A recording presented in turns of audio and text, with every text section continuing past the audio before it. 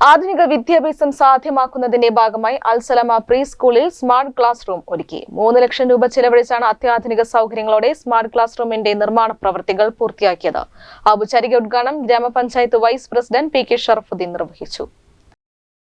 സാങ്കേതിക വിദ്യയുടെ സഹായത്തോടെ വിദ്യാർത്ഥികൾക്ക് മികച്ച പഠന സാഹചര്യം ഒരുക്കി നൽകുക എന്ന ലക്ഷ്യത്തോടെയാണ് Al Salama pre school smart class room ഒരുക്കി നൽകിയത്. സ്മാർട്ട് ക്ലാസിന്റെ നവീകരണത്തിനായി 3 ലക്ഷം രൂപയാണ് ചിലവഴിച്ചത്.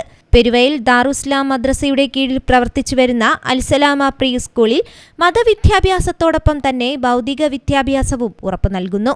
അത്യാധുനിക സൗകര്യങ്ങളോടെ നിർമ്മിച്ച ക്ലാസ് റൂമിന്റെ ഉദ്ഘാടനം പെരുവയിൽ ഗ്രാമപഞ്ചായത്ത് വൈസ് പ്രസിഡന്റ് പി.കെ. ഷറഫുദ്ദീൻ നിർവഹിച്ചു.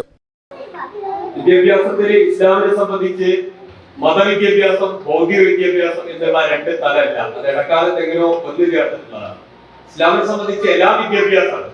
അവിടെ സയൻസ് പഠിക്കൽ മറ്റൊരു വിദ്യാഭ്യാസം, മതപരമായ കാര്യങ്ങൾ പഠിക്കൽ മറ്റൊരു വിദ്യാഭ്യാസം എന്നുള്ള തലം ഒരു കാലത്തും ഇസ്ലാമിന്റെ ആവിർഭാവകാലം മുതൽ ഉണ്ടായിട്ടില്ല. ലോക ചരിത്രം തന്നെ അറിയാം.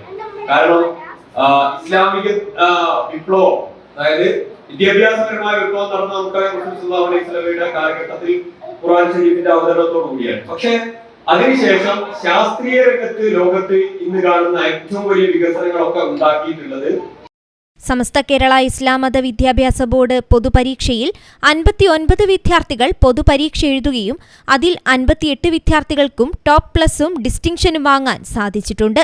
5ാം ക്ലാസ് പൊതുപരീക്ഷയിൽ 500-ൽ 492 മാർക്ക് വാങ്ങിയ കെ ഫൈഹയെ ചടങ്ങിൽ മൊമെന്റോ നൽകി ആദരിച്ചു. പ്രസിഡന്റ് കെ മൊയ്തീൻ അധ്യക്ഷനായി. കോഡൂർ മുഹമ്മദ് മുസ്ലിയാർ, പി.കെ. മൊയ്തീൻ കോയ ഹാജി, കെ ഹസൈനാർ, പെരുവയിൽ മഹല്ല് സെക്രട്ടറി കെ മൂസ മൗലവി തുടങ്ങിയവർ സംസാരിച്ചു. മദ്രസ ജനറൽ സെക്രട്ടറി കെ അബ്ദുറഹ്മാൻ സ്വാഗതവും കമ്മിറ്റി ട്രഷറർ പി.കെ. മുനീർ നന്ദിയും പറഞ്ഞു. News bureau, Kozhikode.